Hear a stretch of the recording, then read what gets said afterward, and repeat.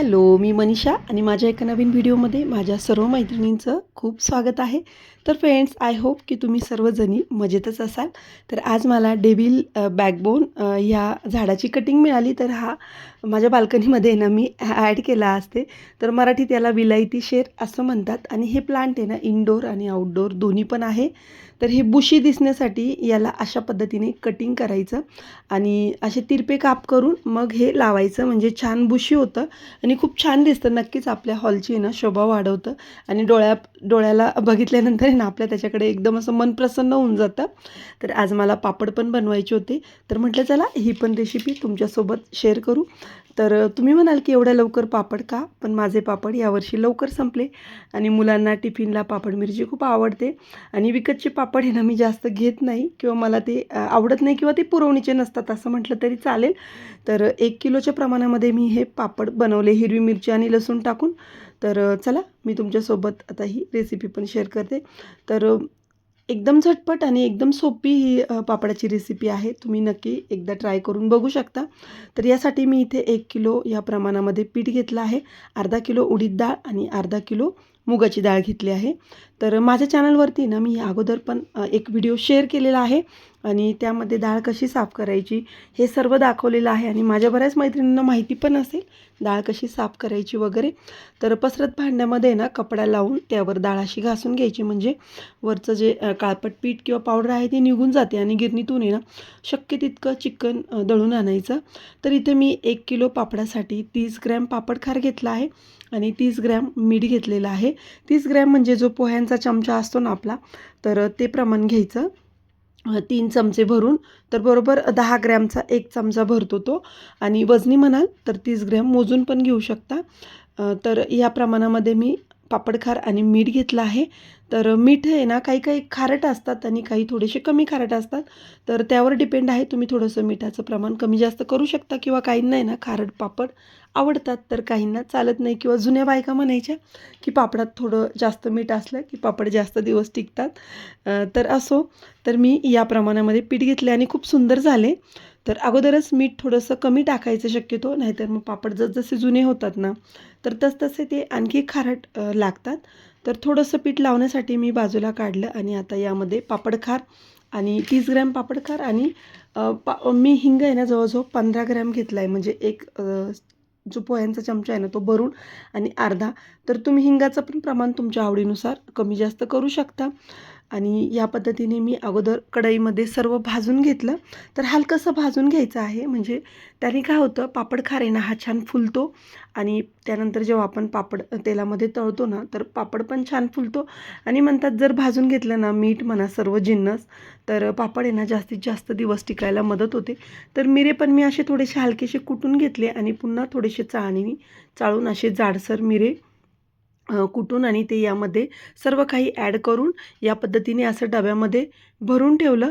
तर मिऱ्यांचं प्रमाण हे 15 ग्रॅम घेतले आहेत मिरे मी 1 किलोसाठी.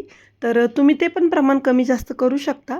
आणि थोडेसे कुटून घ्यायचे खलबत्त्यात आणि थोडंसं ते काळं जे आहे ते बाजूला करून मगच घालायचे, म्हणजे पापड आहे ना काळे दिसत नाही. तर मी हिरव्या मिरच्या आणि लसूण घालणार आहे या पापडामध्ये. तर हे बघा, हे मी 5-6 हिरव्या मिरच्या लवंगी येते ह्या तिखट आहेत. तर या अशा स्वच्छ धुवून सुकवून घेतल्या आणि जास्त आपल्याला चिकन वाटायचं नाही, थोडंसं जाडसरच एकदाच फक्त मिक्सर असं फिरवून घ्यायचं. आणि लसणाच्या 10-15 पाकळ्या घेतल्या आहेत मी. तर हे सगळं दळून आता यामध्ये मी पीठ मळून घेणार आहे. तर पापड करण्यासाठी मी एकटीच आहे, त्यामुळं मी रोज म्हणजे जसे होतील तसे पीठ मळून हे लाटणार आहे. तर इथे मी आता 2-3 ह्या छोट्या वाट्या 2 भरून पीठ घेतलं होतं. आणि हे बघा पुरीपेक्षा थोडं घट्ट पीठ मळायचं आहे आपल्याला, जास्त पातळ पीठ मळायचं नाही आहे. तर घट्टसरच ठेवायचं आणि अशा पद्धतीने मळून मी 3 ते 4 तास हे भिजवणार आहे. तर ज्या दिवशी पापड करायचे असतं त्या दिवशी मी सकाळी लवकर उठून पीठ अगोदर मळून भिजवून डब्यामध्ये घालून ठेवते, तोपर्यंत बाकीचे कामं आटोपून आणि नंतर मग पापड लाटायला बसते. तर आता हे छानपैकी मी भिजत ठेवलं आहे आणि 2-3 तासांनंतर हे मस्त भिजले. आता मी हे पापड लाटायला घेणार आहे.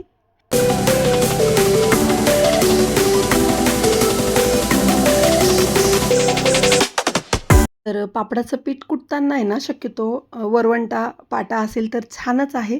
पण आता शक्यतो वरवंटा पाटा एवढं म्हणजे आपण ठेवत नाही. तर मी इथे पोळपाट घेतला आहे आणि माझ्याकडे हा बत्ता आहे, तर त्याच्यानेच मी आता कुटणार आहे. तर आपण जेवढं पापडाचं पीठ छानपैकी कुटू ना, तेवढे पापड ठिसूळ येतात आणि छान लागतात चवीला एकदम खुसखुशीत.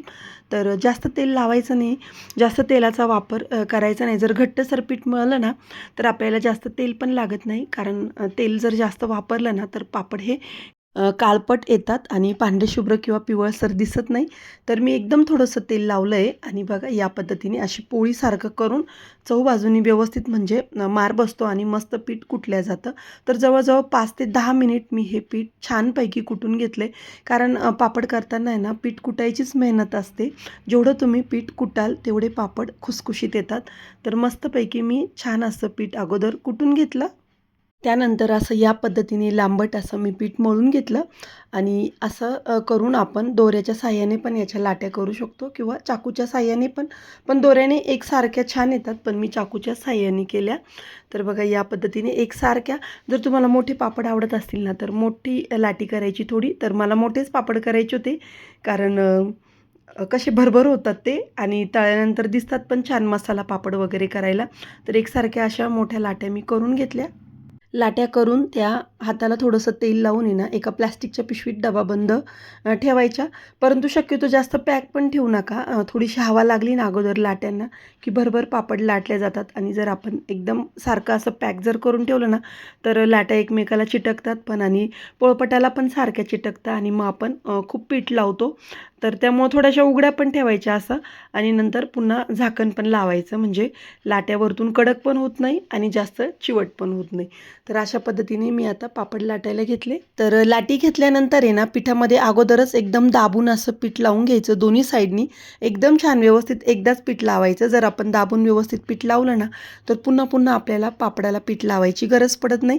तर या पद्धतीने आणि भरभर पापड लाटता येतो जर आपण व्यवस्थित पीठ अगोदरच लावून घेतलं तर. तर एकदम गोल मस्त छान आणि जोपर्यंत आहे ना, पोळपाटाचा जो ट्रान्सपरंट कलर आपल्याला पापडात दिसत नाही, तोपर्यंत छान अशा कडा लाटत व्यवस्थित कडा लाटून मस्तपैकी हे पापड लाटून घेतले मी गोल-गोल. तर हे बघा मला एकदम पातळ असे छान पापड आवडतात. पातळ पापड आहे ना, म्हणतात भुगा होतो, परंतु तरी पण तळल्यानंतर ते मस्त खुसखुशीत होतात. त्यामुळे आपण भुगा तरी नंतर तेलामध्ये तळतोच. तर या पद्धतीने मी असे एकदम पातळ असे पापड लाटून घेतले. तर बघा माझा हात दिसतोय इतके मी छान पातळ असे हे पापड भरभर लाटून घेतलेत.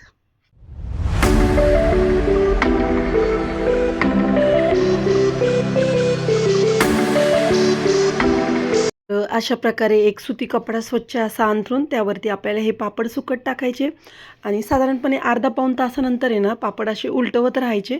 म्हणजे मग दोन्ही बाजूनी हवा लागते आणि पापड आहे ना, कडक वाळायला लागले की लगेच ते वाकडे व्हायला लागतात.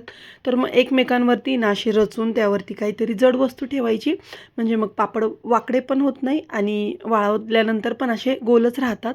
तर या पद्धतीने बघा मी एकदम असे पातळ भरभर पापड लाटून घेतले. थोडंसं घट्ट पीठ मळल्यामुळे आहे ना, पापड अजिबात चिटकत नाही आणि खूप भरभर पापड लाटले जातात. जास्त पीठ पण लावले जात नाही आणि तेल पण लावले जात नाही. ही खूप महत्त्वाची ट्रिक आहे. म्हणजे आपण पूर्णपणे जेव्हा पीठ मळतो ना, त्यावरच डिपेंड असतं आणि पीठ किती कुटतो यावर पापडाचा खुसखुशीतपणा असतो. तर या पद्धतीने अशी मी एकदम इन्स्टंट आज पापड बनवले आहेत भरभर घरीच मसाला काढून. मसाला पण मी प्रमाण म्हणजे घरीच काढून आणि बनवले आहेत ते भरभर पापड. जर तुमच्याकडे लगेचच पापड संपले असतील तर तुम्ही या पद्धतीने नक्की पापड ट्राय करू शकता.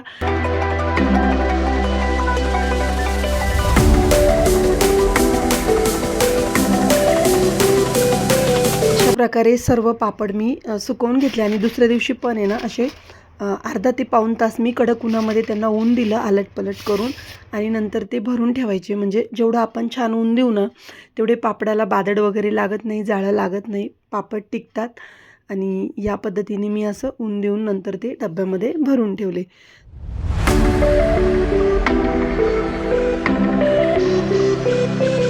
तर एक पापड आहे ना, मी तुम्हाला तळून दाखवते. तर तेल अगोदर कडकडीत तापून घ्यायचं, त्यानंतर थोडंसं त्याचं टेम्परेचर कमी करायचं, गॅस कमी करून नंतरच पापड टाकायचं, नाही तर पापड लाल होतात. तर बघा एकदम छान असा हा तेलामध्ये टाकल्या टाकल्या फुलला आहे आणि एकदम खुसखुशीत मस्त असे पापड झालेले आहेत. रंग पण खूप छान आला आहे. तर फ्रेंड्स, तुम्हाला जर ही पापडाची रेसिपी आवडली असेल तर माझ्या चॅनलला सबस्क्राईब करा, माझे व्हिडिओ तुम्हाला आवडत असतील तर, आणि लाईक करा, शेअर करा. पुन्हा भेटूया एका नवीन व्हिडिओसोबत. धन्यवाद अँड बाय बाय.